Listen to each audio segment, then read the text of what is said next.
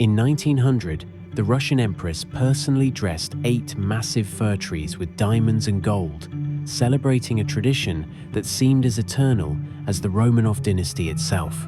But less than 20 years later, that same family was huddled around a single, modest tree in a freezing room, counting their last days of happiness before a dreadful Calvary began.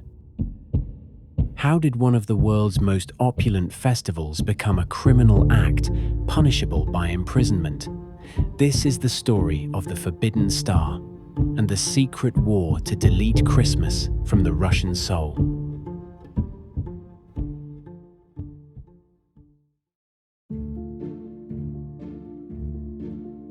The tradition of the private imperial Christmas was established in the first half of the 19th century by Empress Alexandra Feodorovna, the wife of Nicholas I, who brought the festive customs of her native Prussia to the Russian court. Held on Christmas Eve, immediately following the church service, these celebrations transformed the grand concert hall, or rotunda, of the Winter Palace into a forest of light, where every member of the family was surprised with their own uniquely decorated tree. Near each tree sat a table draped in a white tablecloth, laden with carefully chosen gifts that symbolized the intimate family bond the sovereigns shared with their household. This practice of personally dressing the trees and selecting hundreds of individual presents was a tradition the Romanovs maintained until the very end, serving as a final glimpse of domestic warmth before the impending shadow of the revolution.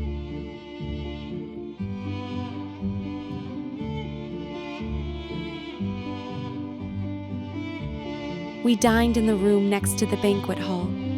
The doors of the hall were closed. Cossack guards stood on duty in front of them. We all were waiting for only one thing: when the useless dessert is carried away and the parents stand up from the table and go to the banquet hall. But the children and all the rest had to wait until the emperor rang the bell.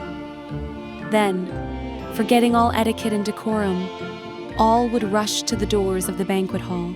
The doors swung open wide, and we found ourselves in a magical kingdom. The gift that I always gave to Papa was the product of my own hands. It was soft red shoes embroidered with white crosses. I was so pleased to see him wearing them.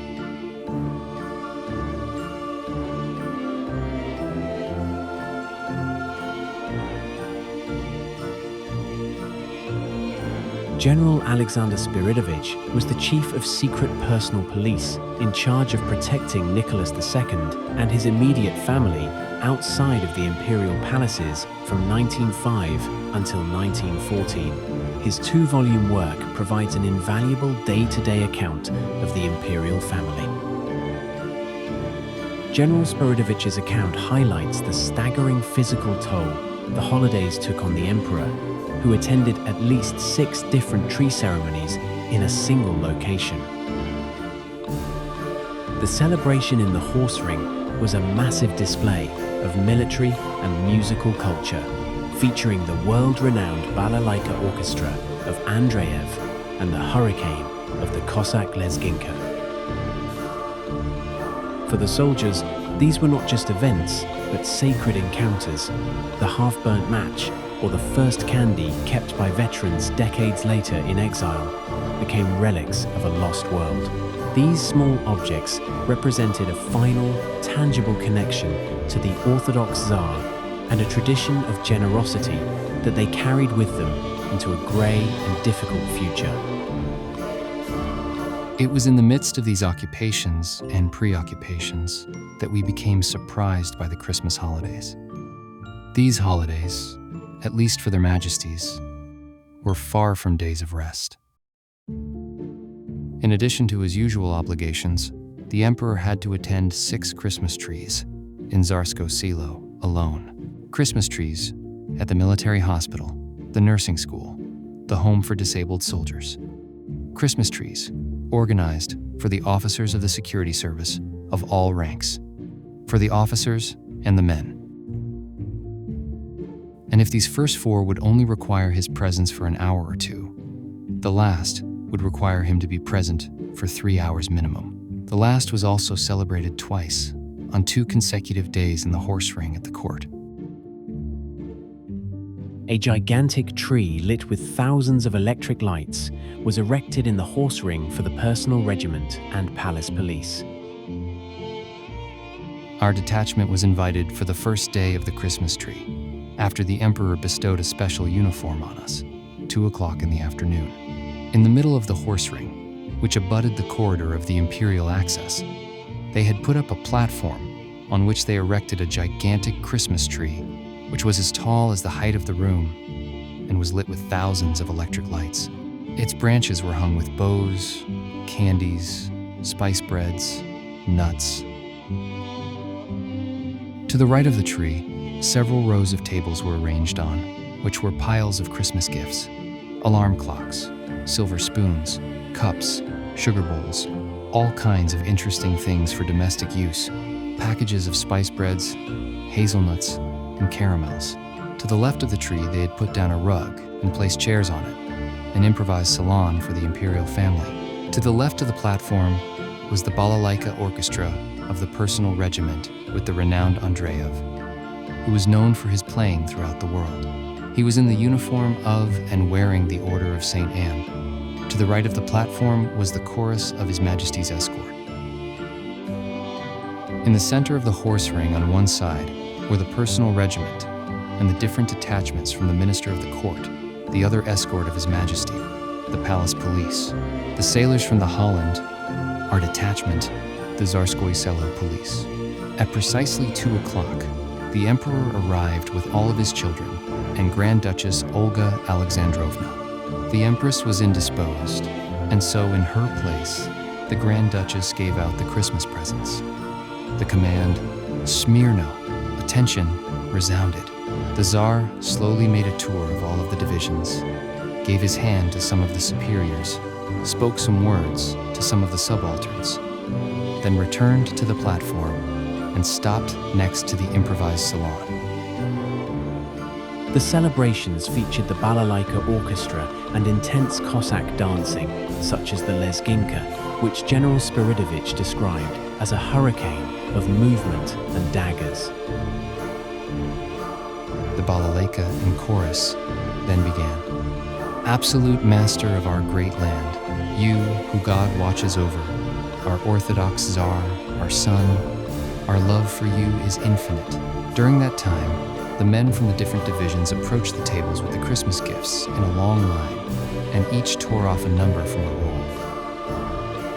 The Grand Duchess, the Tsarevich, and the officers unrolled the bits of paper on which there were numbers written, and would get the gifts with the corresponding number and bring them to Olga Alexandrovna, who then gave them to the recipient.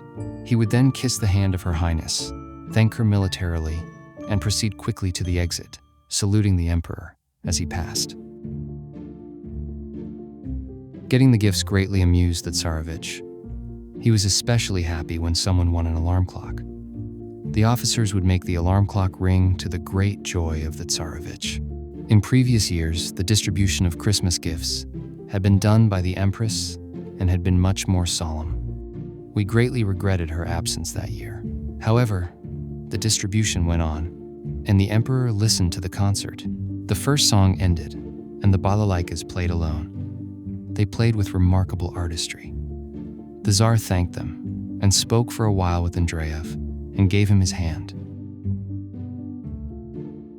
Then came the Cossacks' turn. They began with an ancient war song, followed by a gay song, with a fast rhythm, accompanied by the noise of plates, tambourines, and loud whistles. Listening to them, the Tsarevich lost all interest in alarm clocks. He was all attention, his eyes brilliant, his cheeks were red with emotion. He was charming in his little white uniform and wearing his little white fur hat. After the songs came the dancing. The Cossack Dzodzoyev danced the lezginka. Like a large blue bird, the Caucasian Cossack floated and almost never touched the ground. His Cherkeska fluttered in the air. His arms made gracious movements. At 5 o'clock, the party was over. The emperor took his leave of the officers. The chief of administration of the palace accompanied him to his carriage. The Tsar thanked him for his efforts and for the good order which prevailed during the party. They helped into the carriage, the children and the Tsarevich, and everyone left. For the officers, they had organized a special Christmas tree in the Alexander Palace. In Gatchina, at the home of the Empress, Marie Fyodorovna, the holiday had a more intimate and familial character. They had decorated a Christmas tree, which was attended by the officers of rank, subalterns, and officers. I can recall how much emotion I had when, for the first time, I approached the Empress Mother to receive my Christmas gift from her hands. Grand Dukes Michael Alexandrovich and Alexander Mikhailovich were by her side, while Grand Duchesses Xenia and Olga Alexandrovna were occupied with taking the objects off, which adorned the tree according to the numbers drawn. The Empress offered each person their gift with a very kind smile. I accepted my Christmas gift like a precious object and respectfully kissed the Empress's hand, although my heart beat wildly in my chest. However, the gay lights of the Christmas tree dimmed. The holiday, which had then taken place in the presence of their majesties, began again in our own homes, with our own families. Each of us were being waited on by our own, impatient to see the gift which the father, husband, or son had received from the Imperial family. They regarded these objects with ecstasy. The hands of children were drawn toward the candied nuts and sweets which came from the Imperial Christmas tree. Nothing could be, in the eyes of these children, more beautiful or dear. Nothing could ever equal them. For the men, these gifts became sacred relics. Decades later in exile, veterans still wept over small mementos, such as a half-burnt match once offered by the Tsar. However, were the children the only ones who felt that way? And ourselves? Did we not safeguard those gifts in special places? Did we not preserve intact that first candy, wrapped in its paper, which we had received from the hands of the emperor? Did we not even keep that match, which the Tsar had, by chance, offered us to light our cigarette? I knew a little boy who, accompanied by his little sister, would from time to time run into his father's study, asking him to show them, one more time, the famous candy which he had received. "You will never eat it? Isn't that so, Papa?" Even quite recently, in Paris, I ran into a Cossack general, aged and gray from the revolution, who kept in his cigar case one of those dear matches, half burnt, browned, and yellowed with age. "Here, see," he told me, showing it to me while his hand trembled and his eyes brimmed with tears. The transition from the private family festivities at Tzarskoe Selo to the state ceremonies in St. Petersburg represented the dual nature of the Romanovs' lives. While Margaret eager observed the intimate joy of children circling a rotating musical tree, these moments were set against a backdrop of immense logistical effort. Empress Alexandra's dedication to personally dressing 8 different trees and selecting individual gifts for her household was not merely a hobby, but a vital part of maintaining the family bond between the sovereigns and those who served them. The white-covered tables laden with gifts served as a physical manifestation of the Empress's belief that every member of the palace staff was part of their extended domestic circle. We generally spent Christmas at Tzarskoe Selo. It is less observed than Easter in general, but in the palace it is a great festival. There were no fewer than 8 Christmas trees in various parts of the palace. The Empress dressed them all herself, and personally chose the presents for each member of her household, and for each officer, to the number of about 500. A tree was arrayed for the Cossacks in the riding school. The children and I had a tree for ourselves. It was fixed into a musical box which played the German Christmas hymn and turned round and round.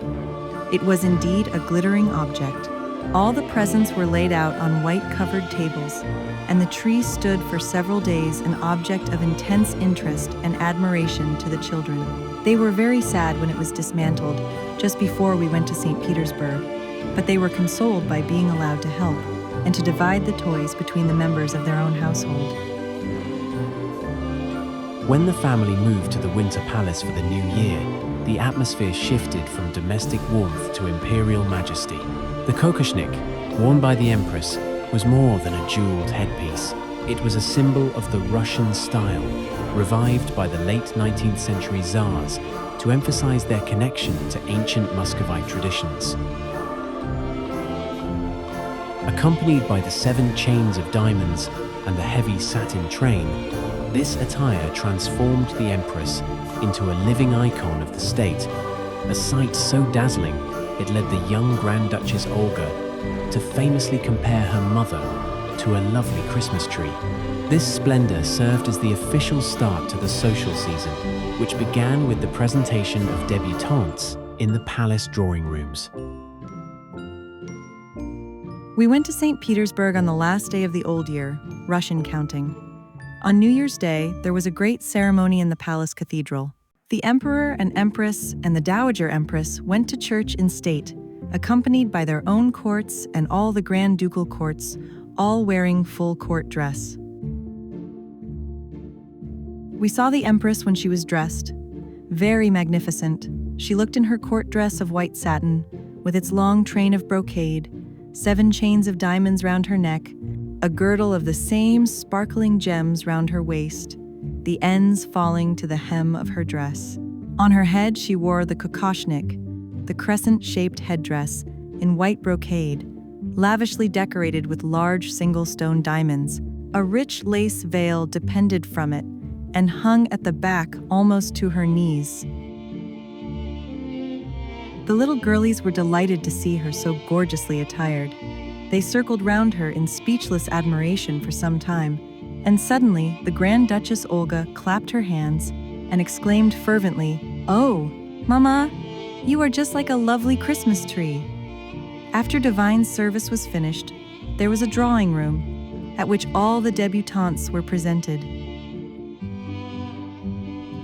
Quite early in January, the opening ball of the St. Petersburg season was given at the Winter Palace.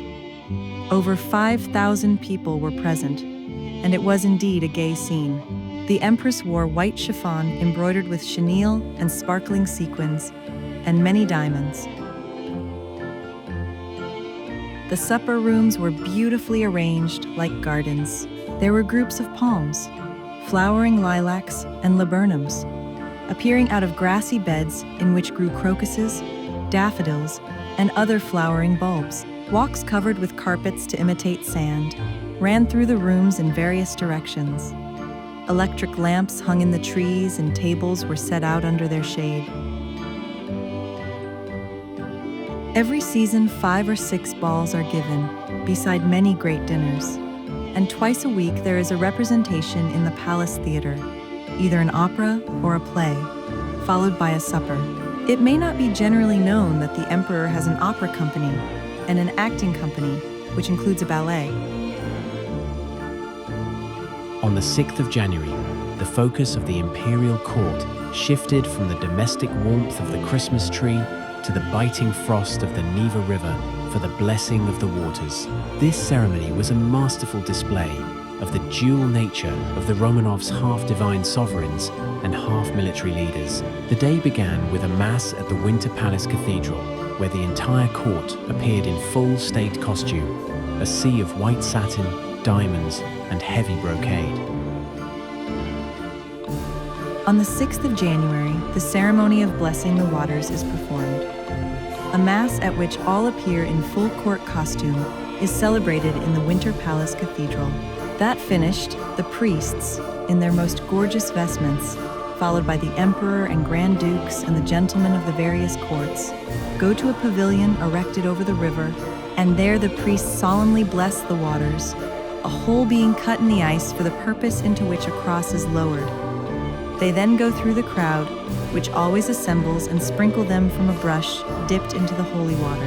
Some of the water is then brought into the palace and put into glasses reserved specially for it, and it is then drunk after many prayers and much blessing of themselves by the Russians.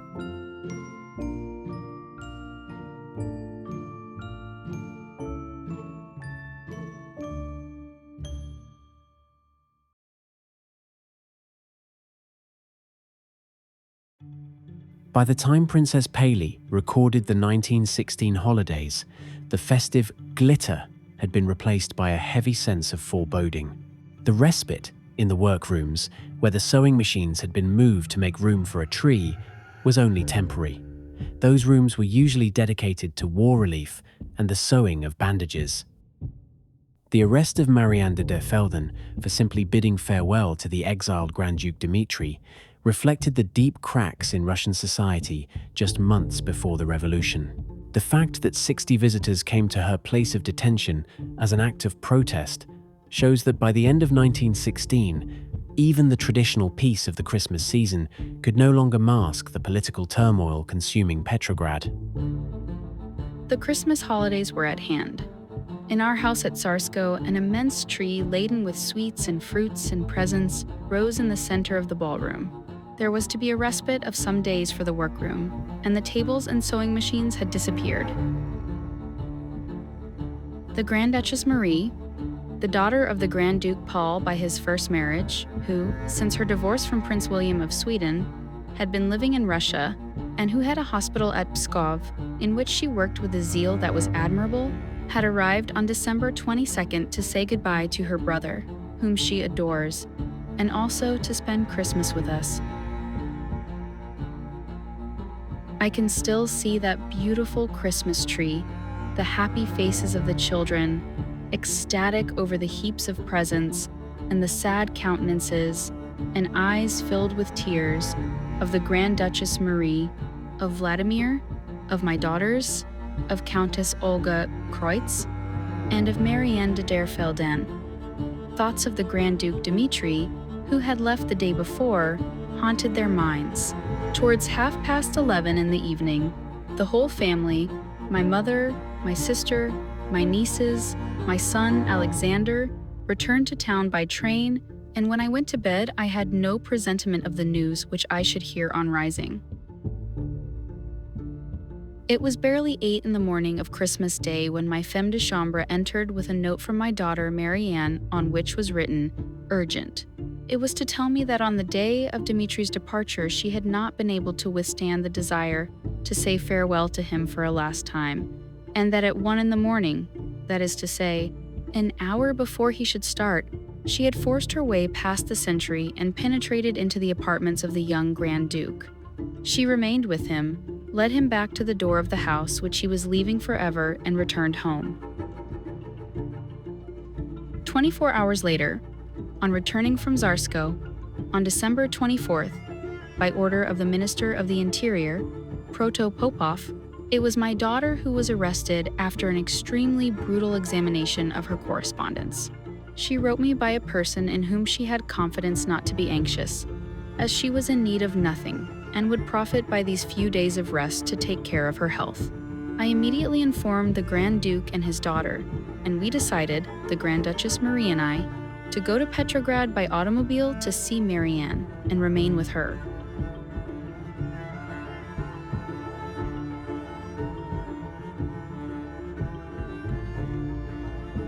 The somber melancholy described by Princess Paley during the Christmas of 1917 serves as a poignant prelude to the systematic destruction of the Romanov dynasty that followed in 1918.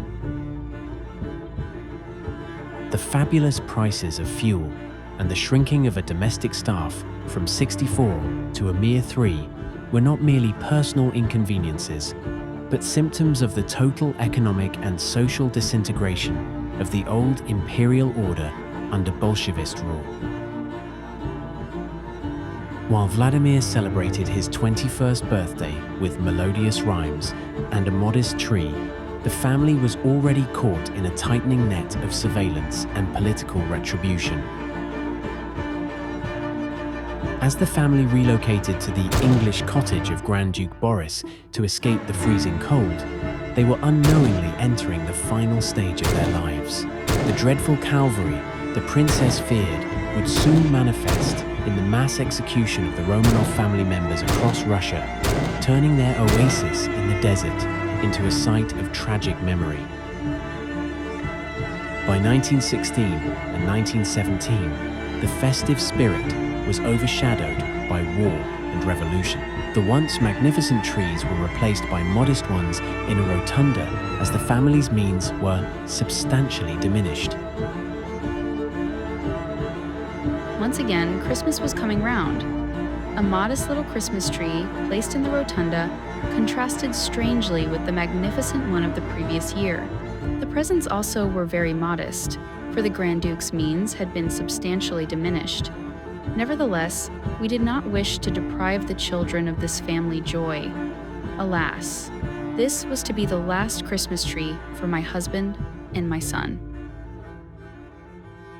That evening, we expected the whole family. Nobody could come, for the trains were few and working irregularly. One had to wait for hours and to have resort to all kinds of state gems to get into a compartment. That day, the trains were not working at all, so the five of us drew close together round this little tree, whose radiance lit up our somber melancholy and whose warmth kindled our heavy hearts. 4 days later, in honor of Vladimir's 21st birthday, his coming of age, we lit up the tree again and put back the presents on it.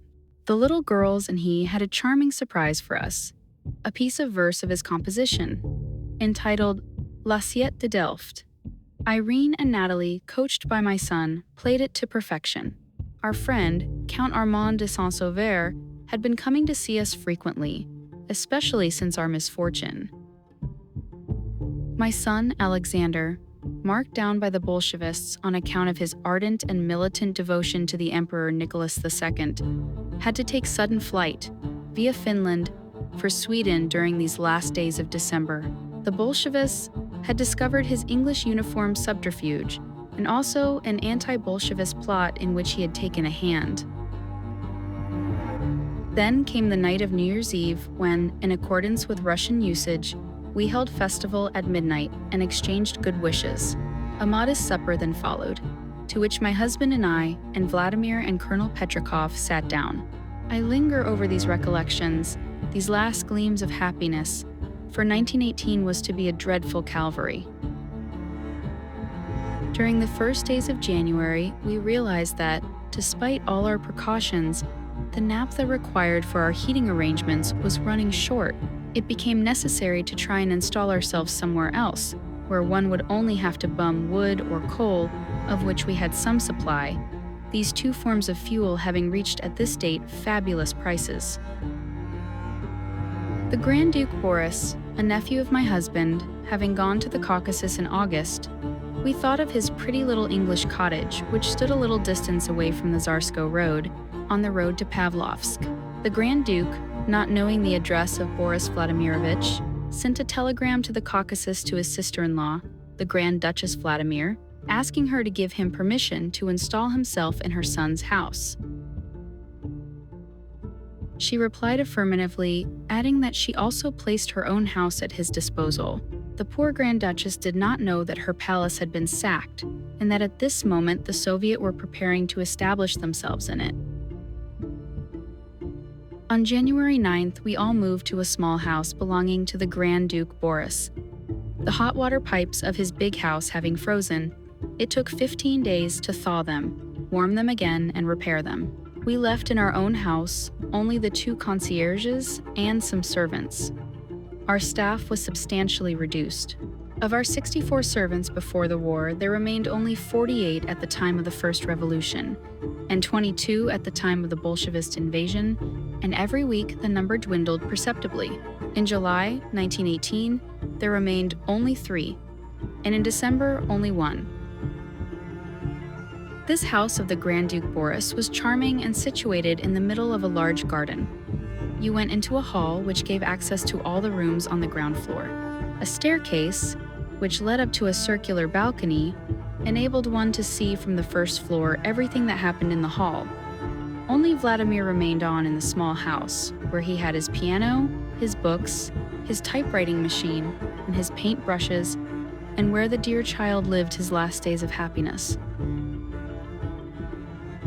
These accounts illustrate the rapid transition of the Russian imperial circle from a state of untouchable luxury to one of desperate survival.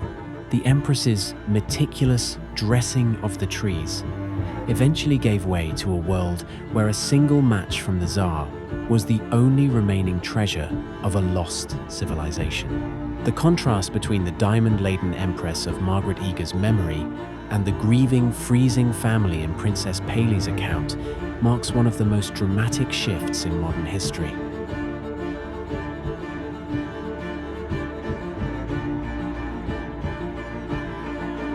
For over a millennium, the Russian winter was defined by the Star of Bethlehem. From the gilded halls of the Winter Palace to the humble izbas of the Siberian tundra, Christmas was the heartbeat of the Julian calendar. But in October 1917, a political earthquake shook the foundations of Holy Russia. The Bolsheviks did not just want to change the government, they wanted to re-engineer the human soul.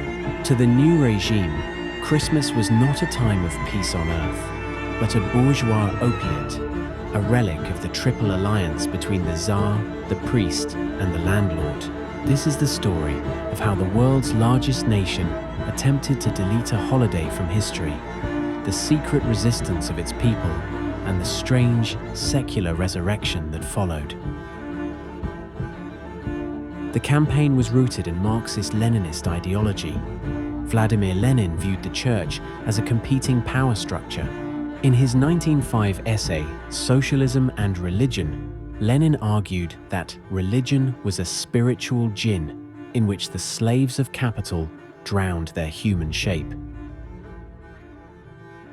Immediately following the revolution, the decree on the separation of church and state was signed. This was the opening salvo. It stripped the church of its property and its right to teach. Christmas, as the most visible manifestation of the old world, became the primary target for the newly formed League of Militant Atheists.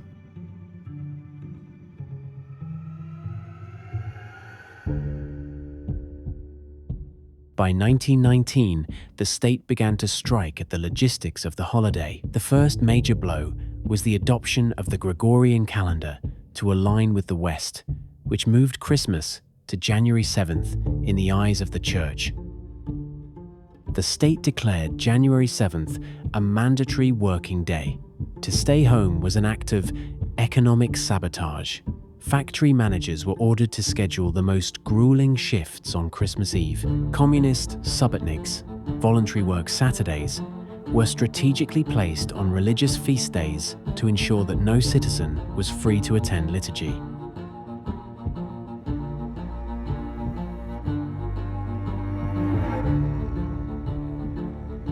Throughout the 1920s, the Young Communist League organized carnivals of mockery. Students would dress in satirical costumes of priests, rabbis, and gods. They marched through the streets singing the Internationale instead of carols. In Moscow and Petrograd, these parades ended with anti-religious bonfires, where icons and Christmas trees were burned while speakers lectured on the scientific absurdity of the virgin birth.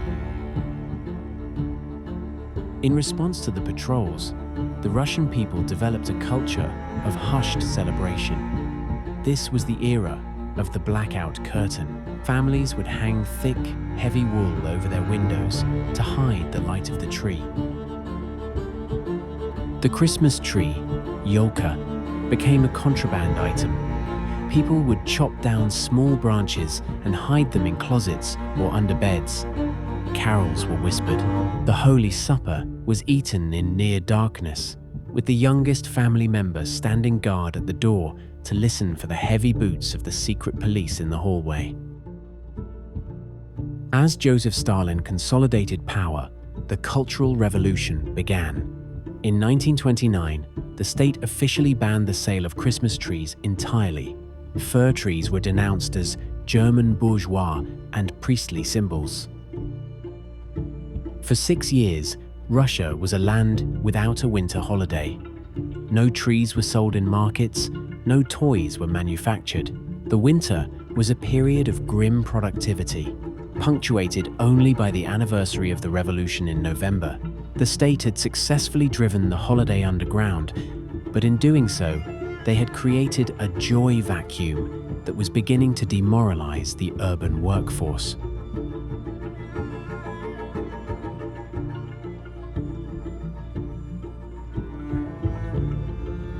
On December 28, 1935, the Soviet world was shocked. A high-ranking official named Pavel Postyshev published an article in Pravda. It asked, "Why are our children deprived of the pleasure that children in the pre-revolutionary era had?" Within 24 hours, the state reversed its decade-long ban. However, it was not Christmas that returned, it was the New Year tree. The 6-pointed Star of Bethlehem was replaced by the 5-pointed Soviet Red Star. Angels and bells were replaced by glass globes featuring portraits of Lenin and Stalin, or figurines of cosmonauts, tractors, and hammers. St. Nicholas was officially replaced by Dead Moroz, Grandfather Frost. Today, Russia celebrates Christmas on January 7th, and the secular New Year on January 1st. The story of the anti-Christmas campaigns is a reminder of the resilience of human tradition. For nearly 20 years, the Russian people protected their forbidden star behind blackout curtains and in silent prayers. They proved that while a government can change the calendar, it cannot easily change the heart.